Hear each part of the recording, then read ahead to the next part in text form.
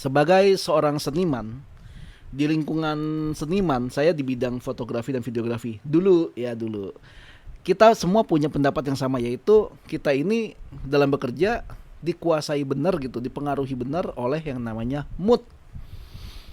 Dan istri saya, seorang makeup artist, juga memiliki pendapat yang sama. Beberapa kali dalam pekerjaannya dia, secara teknis ada aja orang-orang yang bikin moodnya jatuh. Akhirnya hasil makeupnya nggak bagus. Jadinya juga dia nggak ngefoto kliennya karena menurut dia hasilnya nggak bagus. Kalau di mata saya sih bagus-bagus aja, tapi dia punya idealisnya sendiri dan menurut dia jelek, jadi nggak mau difoto gitu.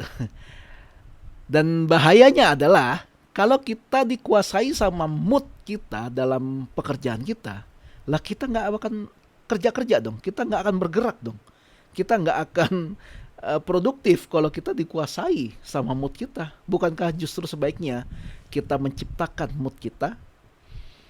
Mungkin itu yang menjadi maksud dalam firman Tuhan di 1 Korintus ketika Paulus bilang, aku melatih tubuhku dan menguasainya sepenuhnya, supaya jangan sampai aku mengabarkan Injil, kemudian aku sendiri ditolak.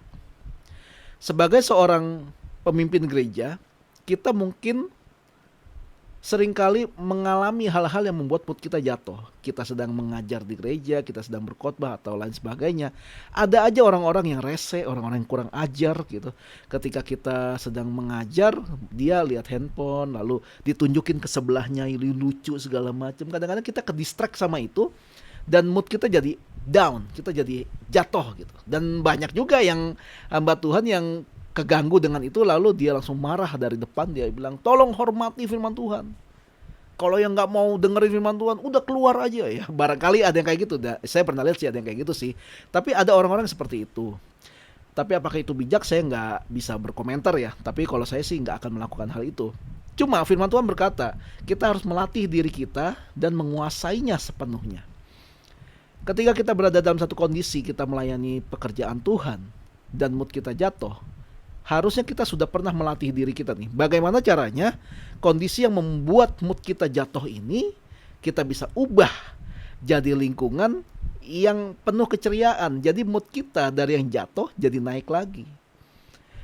Jangan sampai kita dikuasai sama keadaan, sama kondisi yang membuat kita rusak moodnya. Akhirnya pekabaran Injil dan pelayanan yang seharusnya berjalan dengan baik malah jadi nggak bisa dilakukan karena kita dikuasai oleh mood. Nah, jangan sampai seperti itu.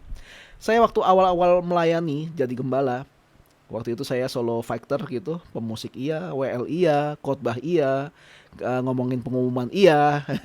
Waktu itu ibadah sudah mulai, sudah digenjreng gitu gitarnya. Tiba-tiba ada yang bawa makanan masuk ke dalam.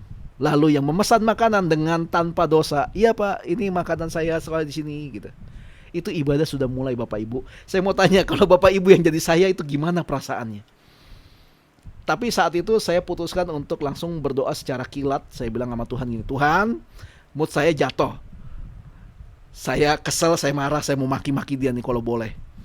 Tapi saya dapat impresi begini, seolah-olah Tuhan bilang gini, kamu tuh melayanan lihat manusia apa lihat aku? Lalu saat itu langsung, oke Tuhan, gue mau fokus. Akhirnya saya batalkan niat saya untuk marah-marah, tapi saya fokus sama Tuhan dan benar, mood saya kembali. Akhirnya saya bisa menyelesaikan pelayanan saya hari itu tanpa ada kesalahan dan semua berjalan dengan baik. Hanya saja selesai ibadah, saya marahin orang ini. Karena nggak benar gitu. Dan orang itu kebetulan ya lumayan saya kenal, lumayan dekat juga. Saya bilang ini ibadah udah mulai, lu malah pesen makanan, lu mikir dong gitu. Dan saya akhirnya mempelajari ada orang-orang tertentu yang melakukan hal-hal yang aneh gitu yang buat kita marah, bukan karena dia kurang ajar, bukan karena dia nggak tahu diri, enggak. Memang dia nggak tahu kalau itu adalah sebuah kesalahan dan dia cuma perlu untuk diberitahu kalau dia itu yang dia buat itu salah.